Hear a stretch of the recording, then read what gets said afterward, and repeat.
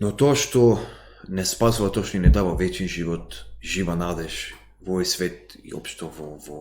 за секогаш во вечноста е самиот Господ Исус Христос, неговата жртва, крстот. И ако е тој една молитва далечен и дека знаеме ветувањата, гледаме дека се што е запишано, се што тој ветил се исполнил, можеме да видиме дека треба да побараме од него, да ни даде сила и храброст, како да речам, да ни даде волја да се покаеме и тоа ќе го направи. Ако тој ако сватиме и ние дека тоа е една молитва подалеку од помеѓу нас, значи тоа е нешто многу лесно да го направиме. Само треба да сакаме и да имаме таа волја да се покаеме и да ги видиме неговите ветувања кои се многу со зборови неопичливи